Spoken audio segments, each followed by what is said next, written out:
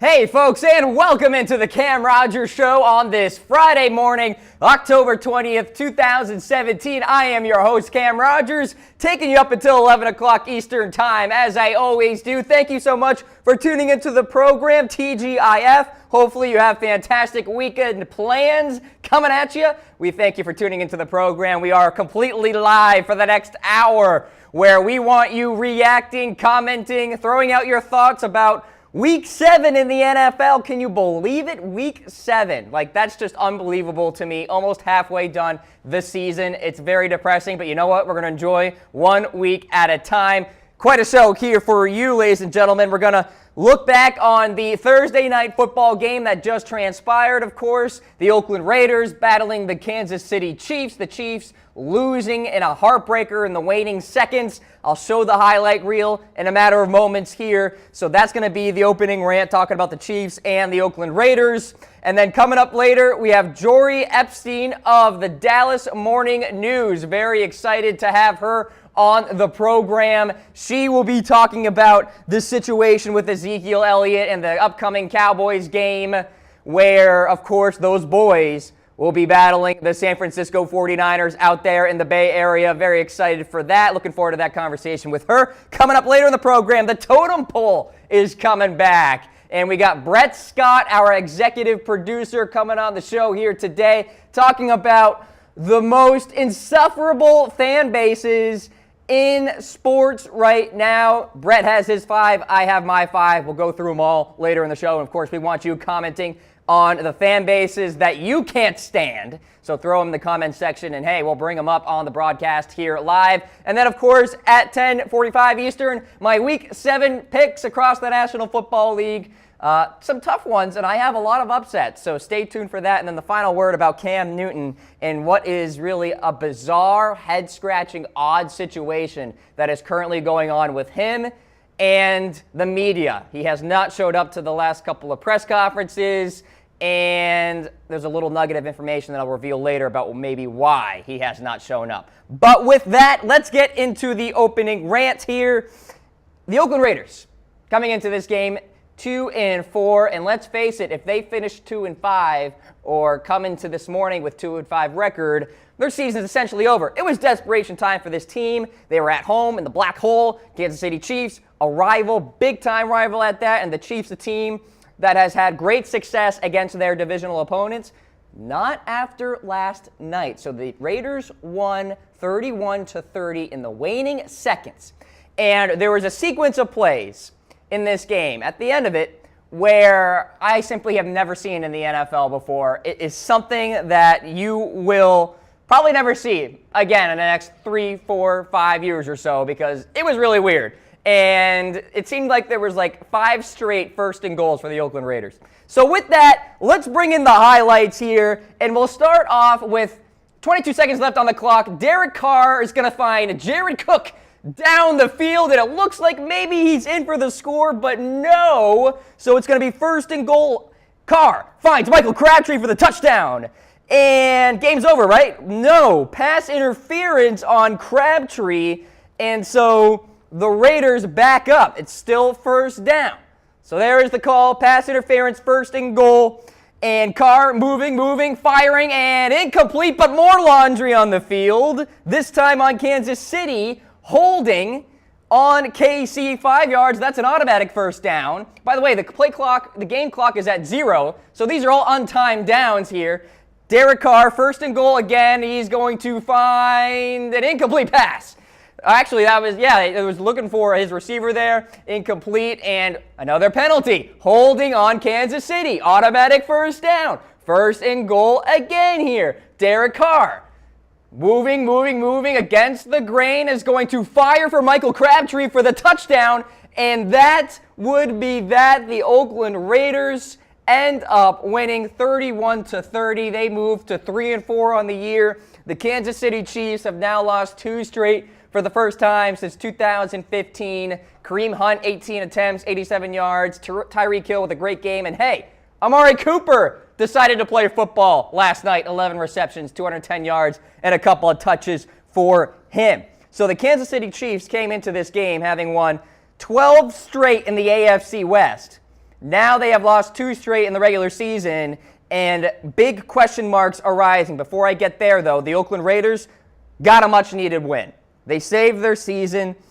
Let's face it, they're back in the AFC West hunt now, in my eyes, and Amari Cooper, with his big-time performance last night, was very notable because of this stat. Going into this game, folks, 296 players in the NFL had catches of 9+ yards in the past 4 weeks. 9+ yards. Amari Cooper, not one of those players. He just shattered that stat last night after 210 yards total, 11 receptions. Raiders 3-4, Chiefs 5-2. And here we go. We're Monday morning quarterbacking, if you will, a little bit. Maybe. But we bring it away in. Are the Chiefs an overrated team? Of course, they go into New England on that opening night, on Thursday night on NBC. Primetime, big lights, the trophy celebration before the game, etc. And the Chiefs destroy the New England Patriots. And everybody's like, whoa, hold on a minute. They beat the Philadelphia Eagles, perhaps the best team in the NFC right now. Big victory.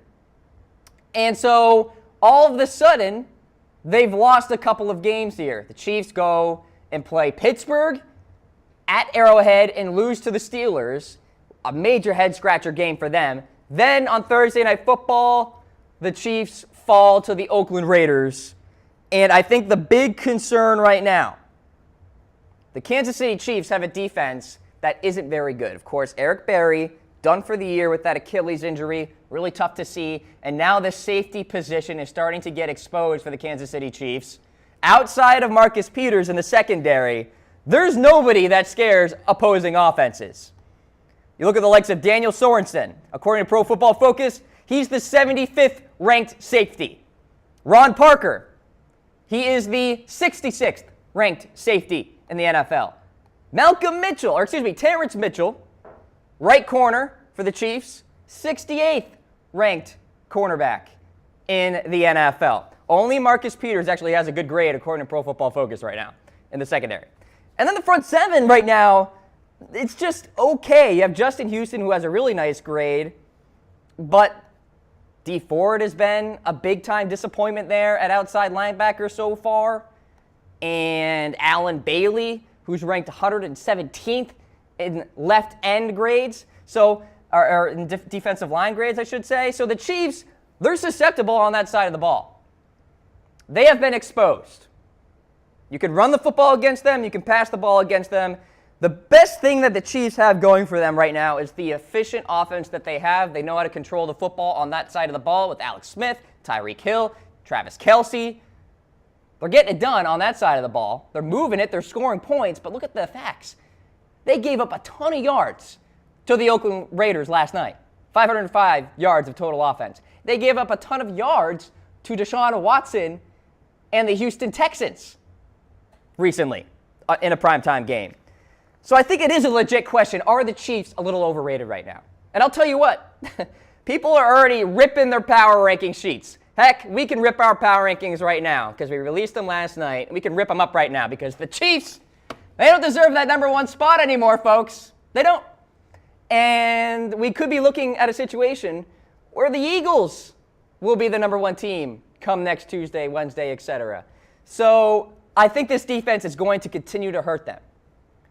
And I'm talking about longevity here. I'm talking about long term. I'm already assuming that they're going to make the playoffs. But think about this scenario. If the Kansas City Chiefs perhaps go on the road to Pittsburgh, to New England, they're not going to win those games. They need that Arrowhead crowd. And Tom Brady and Ben Roethlisberger, granted not all that great right now, are going to have their way with that secondary if it continues to play like it is. And even so, if Ben is struggling, again, hypotheticals here, if the Chiefs are playing Pittsburgh in the playoffs, Le'Veon Bell's going to run all over them because he just did at Arrowhead. You can bet they're going to do it in Pittsburgh too. The stats here for the Chiefs defense. I'm wondering, and I want you guys weighing in, flawed and concerning for this team. 29th in total yards per game, 28th in passing yards per game, 26th in rushing yards per game. Points per game ranking is 19th. Usually for a good team, there's like one good defensive stat you can kind of pick out, whether it's the rush defense, the turnovers, the pass defense.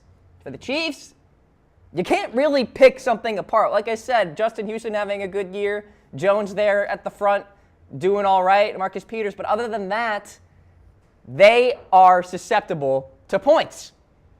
And when you want to play an efficient offense and time of possession type of offense, when you get into those point-for-point matches, those shootouts, you're going to have to throw that game plan out the window and start going point for point with Alex Smith throwing the football 52 times, which you do not want if you're Andy Reid. So with the Chiefs losing to the Raiders, the AFC West perhaps is a little more of a guesswork type situation than ever before this year. So we bring in the reaction poll. Who wins the AFC West right now, in your eyes? The Chiefs give us a heart. Raiders a wow face. Broncos a laughing face. Chargers a sad face. Look, you could make a case, honestly, for any of these teams right now. It's way too early to jump the gun and say the Chiefs are going to win this division.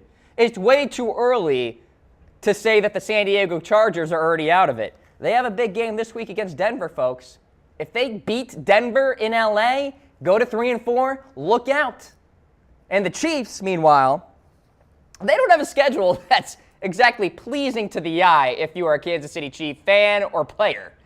So you got the Broncos coming up, which will be tough, of course. Denver is a mad team right now after losing to the Giants on Sunday Night Football, a winless Giants team at that. Then they go to Dallas, AT&T Stadium, play the Dallas Cowboys. Who knows what they're going to look like? Will Zeke be playing? That's obviously up in the air. But will be a tough game. And then you got the bye week, and Andy Reid, most notably, very good coming off a bye. And then week 11, at the Giants, which I think is going to be tougher than people realize. I think the Giants are a different team now. I think they're going to rip off a good string of wins in the next couple of weeks. I actually think they win this week, so stay tuned for that pick. So those are three solid teams, three teams that are going to be tough matchups for the Kansas City Chiefs and what they like to do. On the offensive side, they like the horizontal passing game, and the Cowboys like to play that zone defense. Denver Broncos have that man coverage that can stick with some of those speedy Kansas City Chief receivers. So for the Kansas City Chiefs, it's a tough situation for them. I don't think they are the best team in the NFL anymore because they did not really look convincing at all last week. And you got to look at the data in a long trend of things. The data shows that they're giving up a lot of yards and a lot of points. When you give up a lot of points and yards to Deshaun Watson, a rookie quarterback in the Houston Texans, that's not an offense that particularly is elite. It's concerning. And so the AFC West is wide open. And as I said on the top of the show, we want you commenting, throwing in your thoughts about this game and anything else that's on your mind. We got Derek here. Season saver game last night. No doubt about it, Derek.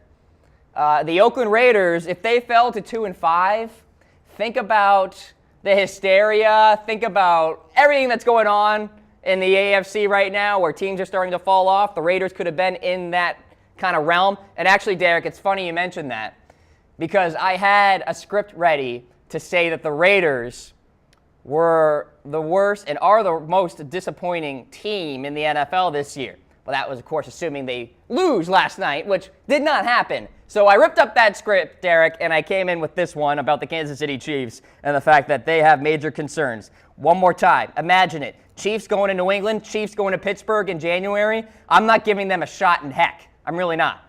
We could be destined for, yet again, Roethlisberger versus Brady in the AFC Championship game. The Chiefs just aren't ready for prime time yet because of that defense, and that offense is good and it's efficient, but can it win in January? And can Kareem Hunt avoid that rookie wall? Those are the big concerns going forward. So there you have it. That's the opening rant here on the Cam Rogers Show. We're going to hit a quick break. Coming up on the other side, we have Jori Epstein of the Dallas Morning News to break down the Cowboys versus 49ers and the Ezekiel Elliot situation. Looking forward to that chat. You're watching the Cam Rogers Show. We'll be right back. Hey, folks. Welcome back to the Cam Rogers Show. 10:15 on the East Coast. Cam Rogers alongside Jori Epstein. Jori, of course, a reporter for the Dallas Morning News. Jori, thanks so much for jumping on the program here. How we doing? I'm doing well. Thanks so much for having me on, Cam. How are you doing today? I am doing great, and of course, there's no shortage of things to talk about surrounding the Dallas Cowboys. Really, there never is, but of course, we have the Ezekiel Elliot situation, and I'm sure you've been on top of this story. In fact, the Dallas Morning News recently reporting that sources were telling you guys that Zeke and the NFL perhaps were discussing a settlement. I want to ask your thoughts on that story, and could you actually see that going down?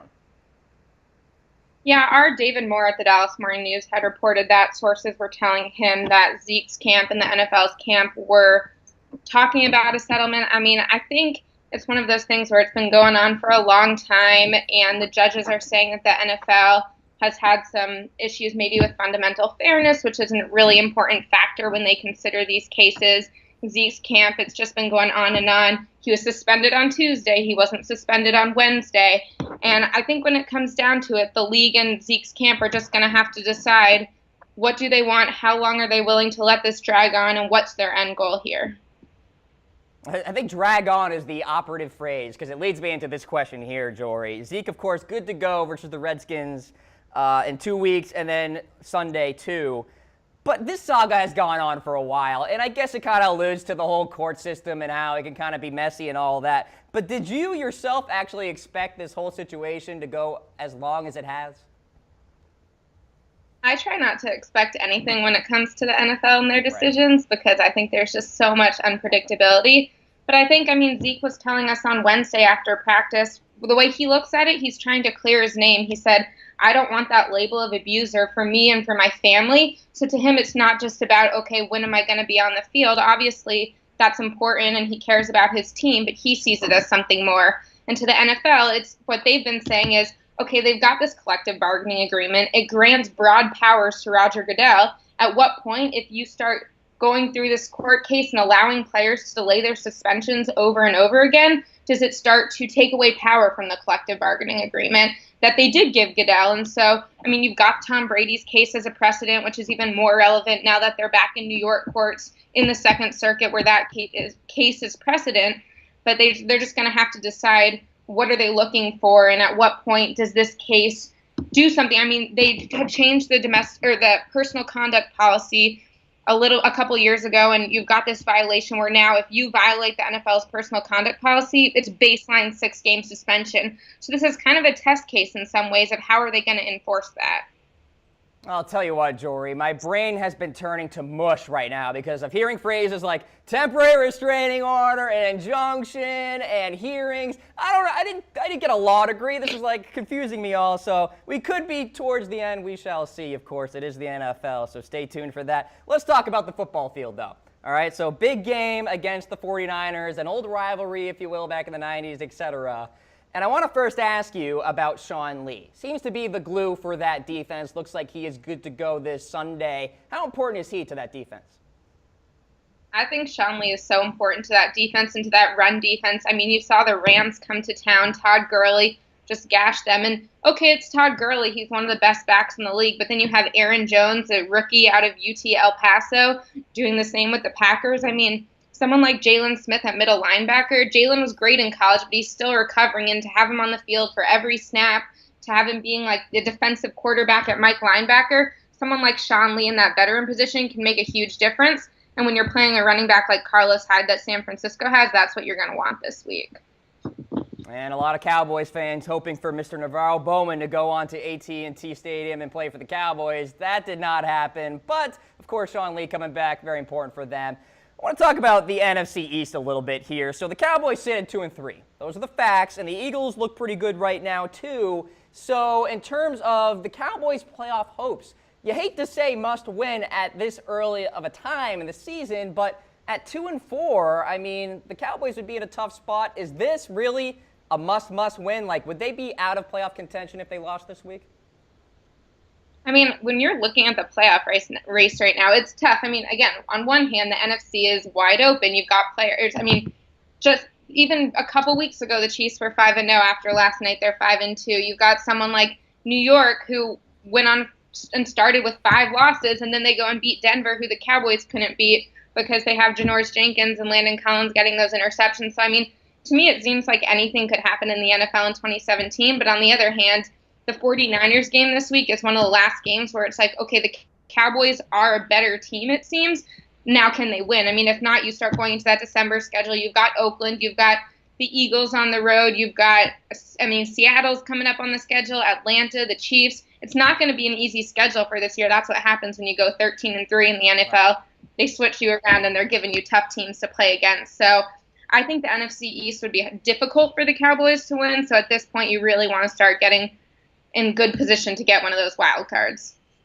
And, of course, if you win your division the next year, usually you play those division winners across your respective conference. That's what's going on with the Cowboys this year. So, yes, indeed, they're 2-3, but a big game, of course, on Sunday. And I want to look at the offensive line right now. Got so much praise in 2016, and rightfully so. But right now, La'el Collins, Jonathan Cooper, not really getting it done on that front there, and it looks like Zeke's numbers are part of that kind of proof, if you will, that his numbers aren't as great as last year, too. So what do you think about the offensive line? Is it a long-term kind of concern for the Cowboys? I mean, I don't know that I would put it as a long-term concern. I mean, you've got a few pro bowlers on that line, and they are still a really talented line. And, I mean, when you think about, okay, Green Bay has got their left tackle and right tackle concussion and hamstring, the Cowboys are in a much better position with their offensive line than I think most teams in the league. But when you have someone like Ron Leary at left guard go to Denver in free agency, Doug Free, right tackle, for all his penalties, he was a really strong offensive line. He retired in the offseason.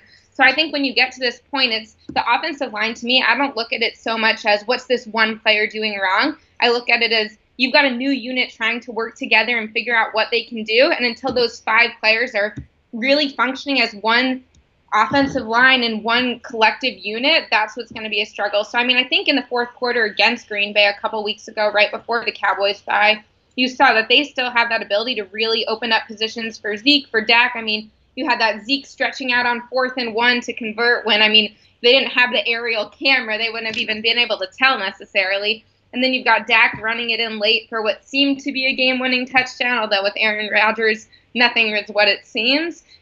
I think that the offensive line is going to be fine, but like you said, it's a work in progress, and hopefully over this bye week they continue to gel and become a cohesive unit.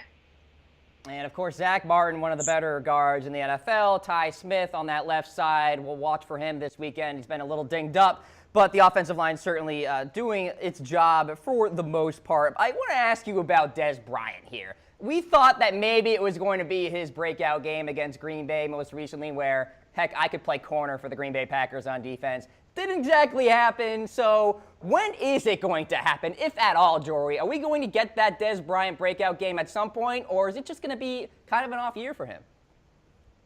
I think it depends how you're defining a breakout game for Dez Bryant. I mean, if you look at the numbers, he's not one of the best receivers in the league right now. And I mean, that when they were opened up this season, I forget the exact number, but it was something like Dak and Dez were connecting on maybe 26% of targets. It wasn't looking good.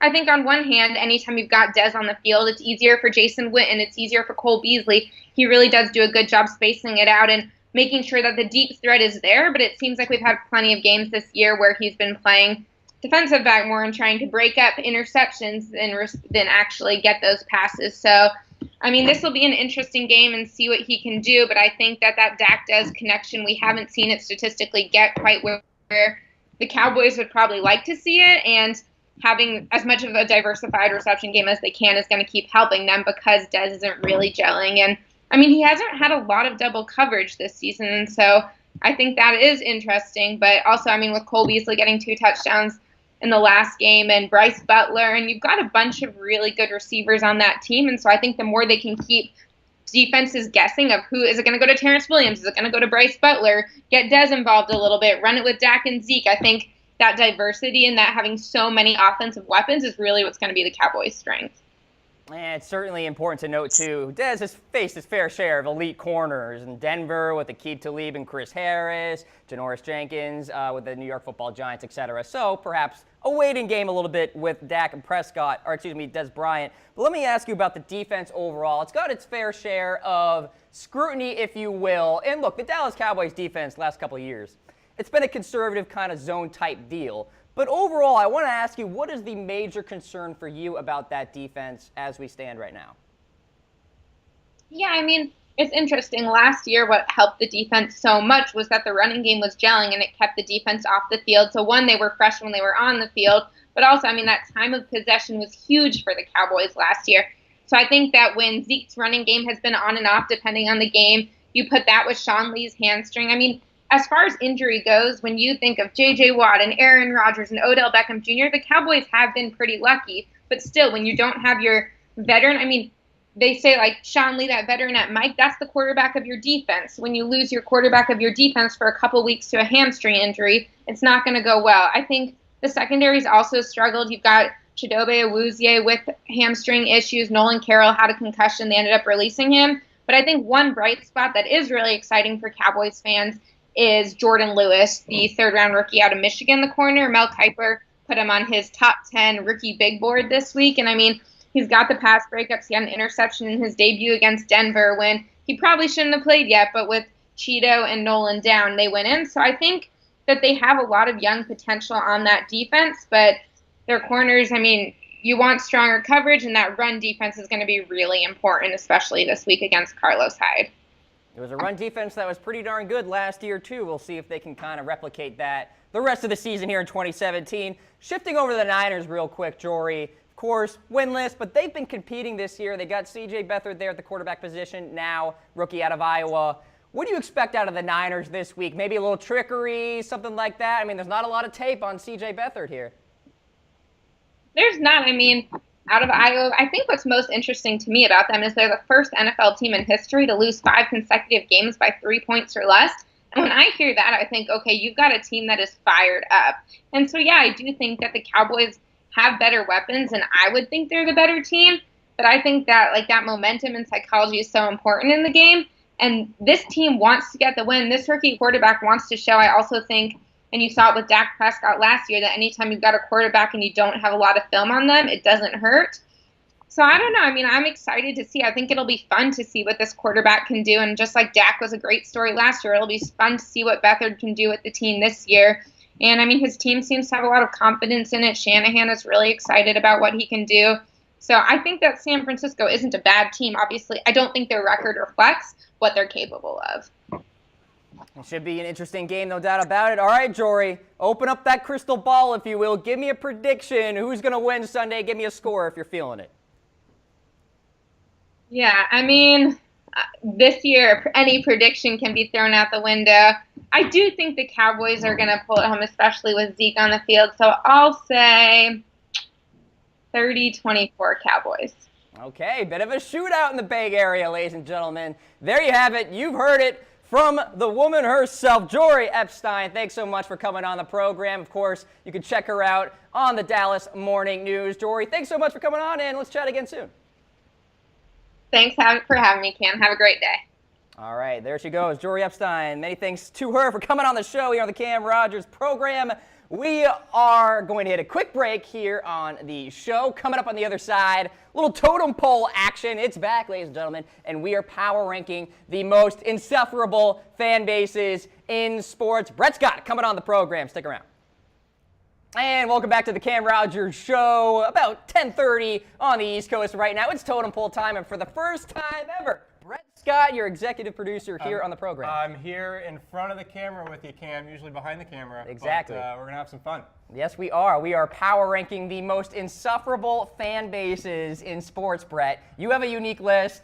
I have a unique list. The Ravens are not mentioned. Joe Flacco is not mentioned in any of this. The Ravens might need an honorable mention just because of you, Cam. That's fair. That's fair. Well, whatever you say.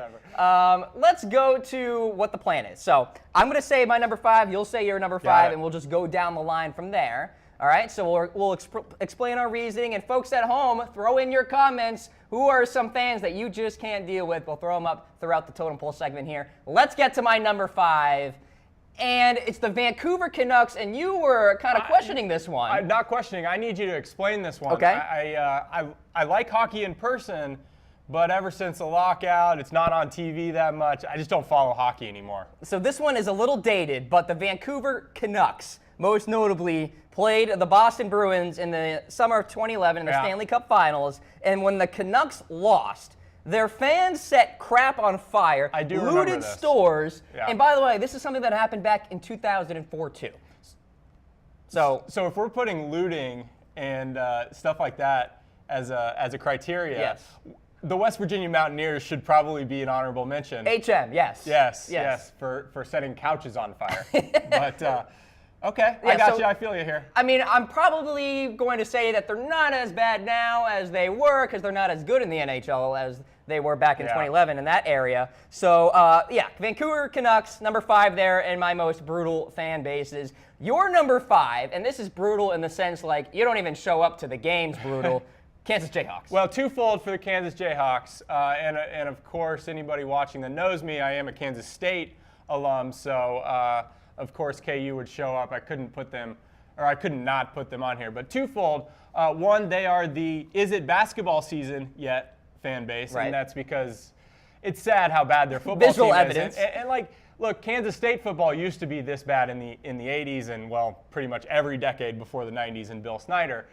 So I get that part, people not showing up. But they're also I didn't go to KU, but they have a really, really good basketball team, so I'm going to be a fan of them fan base. So KU, number 5 on my list. And you have, I'm sure, friends from KU. I mean, Yeah, do my they brother- not like those kind of fans? So my brother-in-law is one of those fans. Oh. He went to Washburn, a school in Topeka. But he is a huge KU basketball fan. Now, I will give him credit. He does follow KU football as well, even though they're really, really bad. KU football. It's not good for anybody that KU is that bad in football. Right. And they're playing in primetime on Saturday tomorrow against TCU, so we'll see what Why would they put that game in prime time? I don't know. So Brett's number 5, Kansas, and same logic for me at number 4 here, Duke Blue Devils. All right, first of all, if you were born in North Carolina / you went to Duke, you're fine, go be a fan and enjoy it. But if you were that kid who's the Warriors fan and the Blue Devils fan and the Yankees fan, get out of here. That's why my totem pole at number 4 has Duke. I think our very own Brian Ralph may fall into this. Brian is a South Carolina alum, but a Duke basketball fan. So Unbelievable. Yeah. I mean, just we probably need to have him come on the pod to discuss. He will have to come on the pod to discuss. By the way, one of my good friends from Maryland was a Maryland fan at the same time as being a Duke Blue Devil fan. Does that make any sense at all? No, Thomas Polano? I mean, that used to be a rivalry in a way. Right. I mean, in the 90s, there's the two really good basketball I mean, programs. our signature saying in the crowd is F Duke. Like, we still say F Duke even though we're in the Big Ten. Back to KU, that's the signature K-State chant right now, FKU, which causes all sorts of consternation between the old fogies of the alumni base and the students, of course. So my number 4 there, Duke Blue Devils falling in, and your number 4, Brett, you got a little combo, Red Sox Cubs. So my next 2 are combo fan bases for similar reasons, trying to stick in the stereotypes. So Red Sox Cubs, they were the lovable losers for a long, long time, and now both of them have won World Series in recency, and so the Cubs are this fan base that absolutely ripped this guy Steve Bartman. Yep, of course. Because Moises Alou threw a fit as if he was going to catch that ball, and of course, Kim, they would have won the World Series that year. Heck yeah. Of course they would have. Not to mention, Alex Gonzalez, I think, booted the ball on like the very next play. Like, it's kind of like the Mets or the Red Sox and Buckner. Like, Buckner happened in Game 6. You still could have won the World Series that year. And so Red Sox, of course, I think back to the Jimmy Fallon movie Fever Pitch. Sure. There are a lot of fans that really sat through and suffered through the Red Sox toils for many, many decades. But now that they've won their World Series, it's like, well, aren't we just supposed to win the World Series every year? Right, a sense of entitlement. Exactly. Harris Rubenstein's looking at me. He's producing today. He is a Bo Sox fan. You are that guy. Harris, you're lucky I didn't put the Pats on this list, but I have a feeling the Pats may show up on this list Foreshadowing anyway. alert. There you go. So Red Sox Cubs falling in at 4 for Brett Scott. Here's my number 3. Philadelphia Eagles fans, and I'm sure there's an argument to be made that they should be at number 1 here. Look, I looked at the history here. There was actually in the 90s an Eagles court, which was created in the old Veterans Stadium because of unruly fans that were essentially there. They actually had a jail for fans that were unruly during the game. And that court actually was a response to a 1997 Monday Night Football game that resulted in 20 arrests, Brett, and almost fist fights. Philadelphia fans in general are brutal. Fights of just among themselves? Yes. And Philadelphia fans in general, most notably, the J.D. Drew throwing batteries at him because he didn't want to go play for the Phillies, etc. So, look, the Philadelphia Eagles They booed fans, Santa Claus. I mean, it goes on and on. Exactly. It's too easy to put him on the It really list. is. And it's a very chalky type of choice here with the Philadelphia Eagles fans. And look, I know they've suffered a little bit themselves, but you don't have to be cranky and mad and throw fists about it, okay? You had a shot with Andy Reid and Donovan McNabb back in the day. And hey, I mean, maybe it can happen with Carson Wentz this year. Who knows? But come on, their insufferable level has come up this year because they are 5-1 and looking really, really solid. Right. So there are the Eagles there at number 3. Another little combo here for you, Brett. Michigan, Ohio State. Yeah, I went combo again for very similar reasons. Here's an entitlement fan base. Yes. Michigan and Ohio State national championships are just our thing. I'd love to hear what James Yoder is commenting right now. PSA, I am an alum of Michigan as well. So I actually got to witness all this. Now, of course, I was there during the Brady Hoke years. So I think it was elevated in a sense because they were just not relevant on the national stage. But Harbaugh has certainly brought them back. And it really hit a peak last year between these two fan bases with the JT Barrett play that we have the picture on the screen here. There were many, many different angles, all photoshopped, all everything. And you can ask either fan base what actually happened in that. Michigan, of course, the refs jobbed them. Ohio State, he made it by about 3 yards. So, yeah, Michigan, Ohio State sitting right there. And I think we'll see it play out again this year. Oh, there you go. Stay tuned for that, folks, as we check in with my number 2 here in the totem pole, Oakland Raiders fans. And they're up here in the list because this one incident stuck out to me this year. So Donald Penn, he hasn't had a great year at his position on the offensive line and what have you. After the game, some Raiders fans were chirping Donald Penn. And Penn actually took it upon himself to approach these fans and, say, dude, what are you doing? What is going on right now? And overall, the black hole and all of that and the craziness with the Oakland Raiders, they've suffered pretty rough years in the mid-2000s, etc. But they feel like they are just like a dynasty because of the Al Davis just win baby type of deal. Just win baby. And it's like, okay, fine, but I don't know. I gotta chirp back at you here, Cam. Yep. I like the Oakland Raiders fan base. I think they are diehard through and through. And yeah, they are rough around the edges, but I think that's what makes them amazing. But you can't say that because they are rough around the edges and they got to be up here for that reason. By the way, they were involved in a brawl at the Coliseum in Oakland one time in 2014 that resulted in 31 arrests, 93 ejections. And by the way, the Raiders don't play the Niners in the preseason anymore because fistfights occur. That is actually a rule. Wait, 2014, was that a Niners-Raiders game? I don't think it was. Oh, okay. But, just another nugget there that they don't play the Niners. So. Yeah, it's funny. The Niners and Raiders, that rivalry amongst people in the Bay Area is quite impressive. They really hate each other. They do. Even though they never play each other. Exactly, really. And they certainly won't anymore in the preseason. So the Raiders checking in at number 2. Again, keep throwing in your comments about those insufferable fan bases. We do have a James Yoder comment. Did Brett use the photoshopped Barrett video? Did you? James, I actually thought about using the other photoshopped version with the crooked lines. That would have been a good one. But I think this one is non-photoshopped. It is the angled version, so you can't actually tell where Barrett is. I tried to go completely neutral on you there, James. Let's go to my number 2, Notre Dame. They were good in the 70s and the 80s. But they still think they're good. That's the problem. Yeah, they're kind of back this year, so maybe kind of trumps that argument. But again, Notre Dame fans fall into the I'm Catholic. I didn't go to Notre Dame, but because I'm Catholic, I'm fans of Notre Dame. Okay, all right. So yeah. I hear that. Why? There's plenty of Catholic schools out there. Go be a fan of Boston College. Exactly. Or, there's got to be other Catholic schools too, right? I'm BYU? Sure. No, that's not. That's Mormon. That's Mormon. All right, I get my religions mixed up. So Notre Dame sitting here, relevancy is waned in college football, but they still have one of the most obnoxious fan bases out there. Okay, now I softened the blow with a certain fan base at number 5, putting the Vancouver Canucks to put my Boston friends at ease. but now it's time to be on edge, if you will. My number one most insufferable fan base, the New England Patriots fans out there, and particularly the New England Patriots fans who all of a sudden become fans when it's January. And I start seeing social media posts, and I'm like, where have you been the last 17, 18, 19 weeks? So you know what I mean? There are a lot of fan bases out there, and part of me appreciates this. They expect to win, and they just know they're going to win. The Patriots sit in there. I think the Alabama Crimson Tide fan base sits in there. Yeah. And they just are in hibernation until it's time to win championships.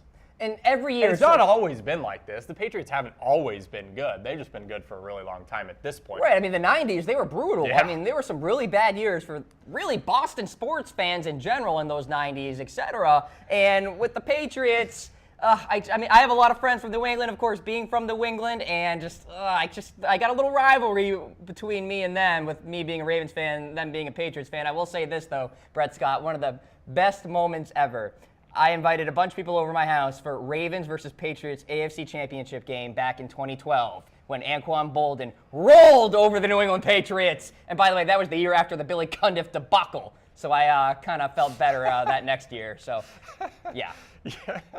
I don't know that much about Ravens history, so I can't help you out there too Fair much. enough. It was a nice shining moment when everybody left all depressed, and I was happy with the Ravens winning there. So there you go. Patriots at my number one. Not much of a drum roll for my number one. We've already talked about the Philadelphia Eagles fan base. They booed Santa. They threw batteries. Well, those are the Phillies fans, but they all get lumped into one. And they're back this year. They are back 5-1. Our buddy, friend of the show, Jason, our NFL Daily friend of the show, Eagles fan. Big one. He's always in the comments. He called it. He called it. About that team. That's right. So there you go. Eagles at number one for Mr. Brett Scott. Let's recap what we have here in the totem pole. Most insufferable, brutal fan bases. Patriots at number one, Raiders at number two, Eagles at number three, Duke Blue Devils at number four, and Vancouver Canucks fans at number five. And Brett, I guess I could make the argument here that our lists are really about personal experience, what we've kind of been exposed to. I think that's what something like this is. Yeah. Like, I could have easily gone up there as a Big 12 alum and just put Nebraska, Oklahoma, Kansas. Tried to work outside the box a little bit. But, I had Philly at number one, Notre Dame, Michigan State, Ohio State as a combo fan base, and then Red Sox, Cubs as a combo fan base as well. And then the Kansas Jayhawks. That's like my most personal experience there. So we have a weigh-in again, ladies and gentlemen. Throw in which fan base is the worst to deal with for you. Brett Scott, many thanks to you for coming on the show. Before I let you go, though, I want to ask you, Kansas State in Manhattan against Oklahoma. Any thoughts there? You know, I thought maybe last week with the TCU game, but they did not show up. And I think it's going to be a lot of the same this week against the Oklahoma Sooners. Too bad, though. Sad. Sad. There you have it. Brett Scott, ladies and gentlemen. We'll be right back here on the Cam Rogers Show. Coming up, we're doing Week 7 picks. I'm picking every game on the Sunday slate. Stick around. And welcome back to the Cam Rogers Show. We are getting into the Week 7 picks here. And, well, I am already 0-1 because I picked the Chiefs to win last night. I can't believe they actually coughed up that game with the penalties at the end, etc. So 0-1, but not a bad record so far this year. We have graphics to show you of all my picks this week. A lot of interesting games, and I'm sensing a lot of upsets. I think this could be another Sunday where we're thinking to ourselves on Monday morning, what the heck just happened? So here we go.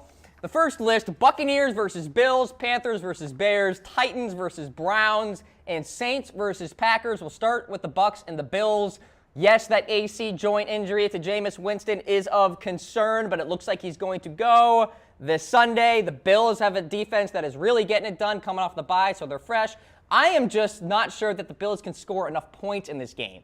Zay Jones and company, look, Charles Clay, done. So, I mean, there's a lot of problems there on the outside for the Buffalo Bills. There's going to have to be a control the clock type of game, but I think that the Tampa Bay Buccaneers are going to find some success on the outside with Mike Evans and Cameron Brate and Deshaun Jackson. I think they get it done in that regard. Yes, the offensive line for Tampa Bay is a big concern, but for some reason, I like them at the Ralph this week, 23-10.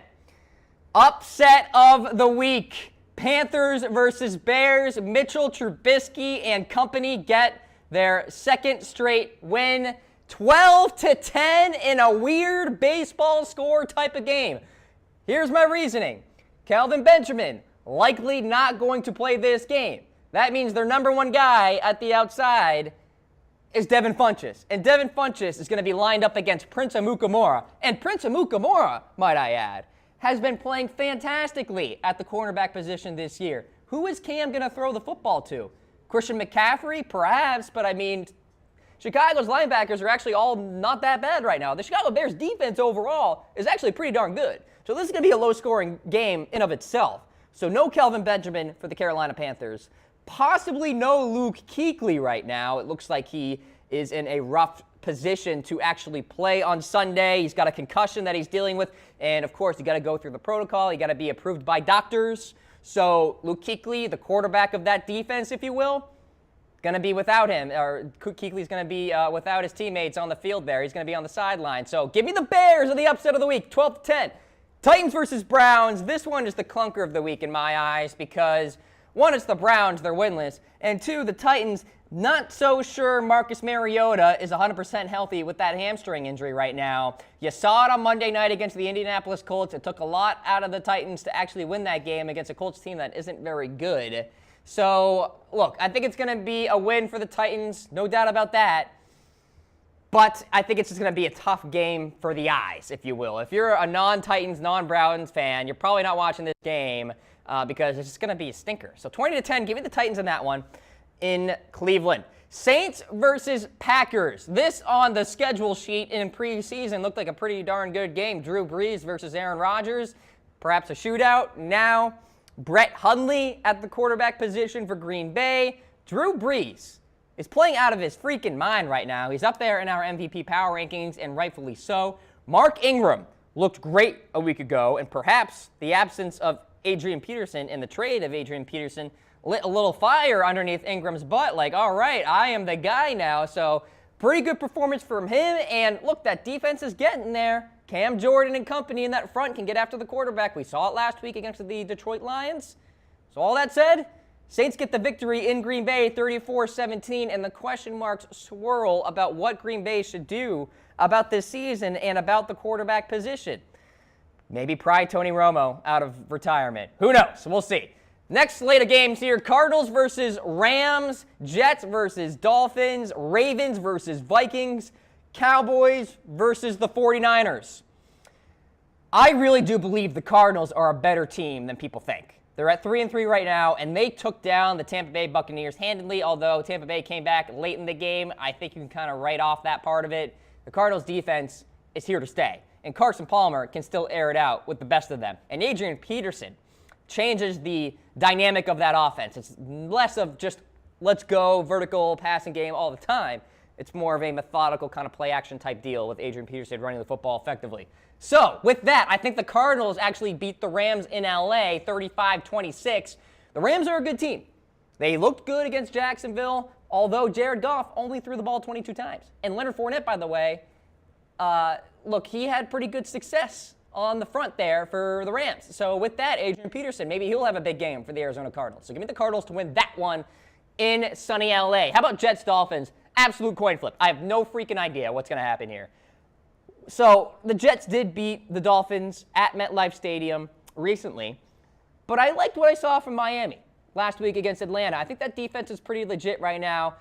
Without, giving too much credit to Smoking Jay Cutler there on the offensive side, he has been serviceable enough. He was serviceable enough last week. If he can just be good enough, I guess you could say, this week against the Jets, Miami's going to win this game. So I like the Dolphins in this one, 19-17 in Miami.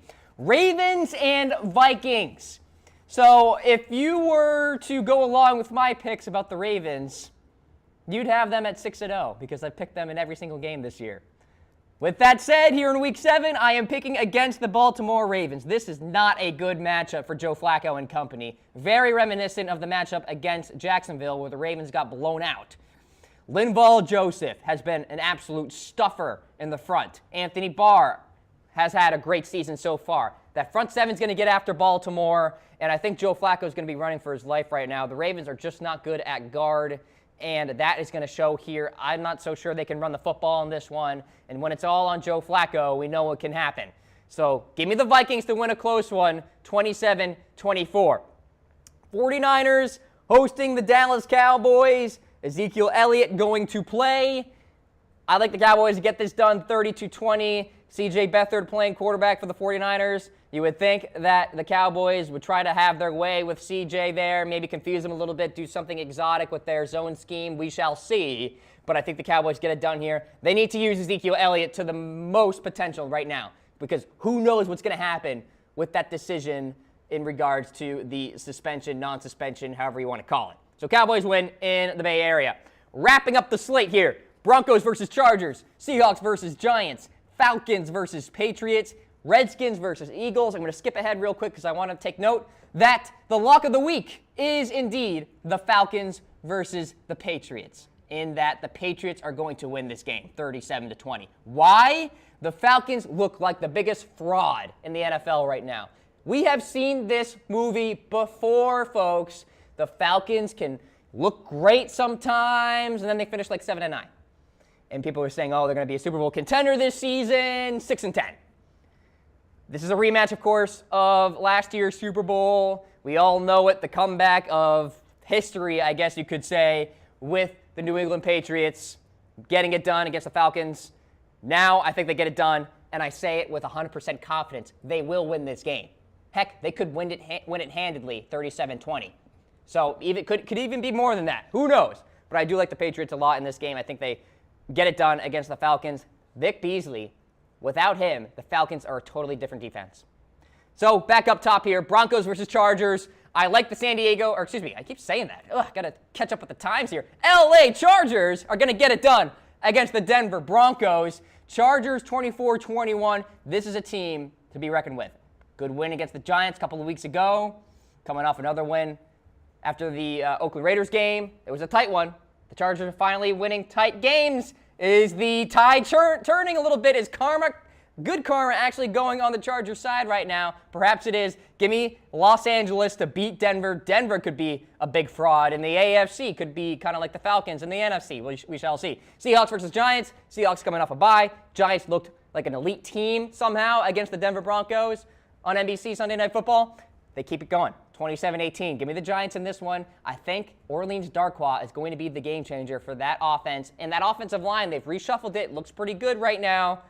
Give me the Giants. I think they stun the Seahawks in New York. And then finally, Monday Night Football, Redskins versus Eagles. Kirk Cousins historically has not played well against Philadelphia. The Eagles are just rolling, and they win because they win on the line of scrimmage, folks. Offensive line is fantastic with two premier tackles in Lane Johnson on the right side, Jason Peters on the left side. In fact, Jason Peters, the best pass-blocking left tackle in the NFL right now. Redskins, that loss of Jonathan Allen is going to hurt them. I think there's going to be a big gap in the middle there because Ziggy Hood is one of the worst defensive linemen. In fact, according to Pro Football Focus, he is the worst defensive lineman in the NFL right now. So give me the Eagles to win 27-17. Watch out, could be a big LeGarrette Blount game. All that play action down the field to the likes of Alshon Jeffrey and Torrey Smith. Carson Wentz playing fantastic football. So there you have it. That's how the Monday night game will finish. So there you go, folks. Don't even bother watching the Sunday slate this week. I've just basically projected it all for you. So there you go, saving you some time. That's what we do here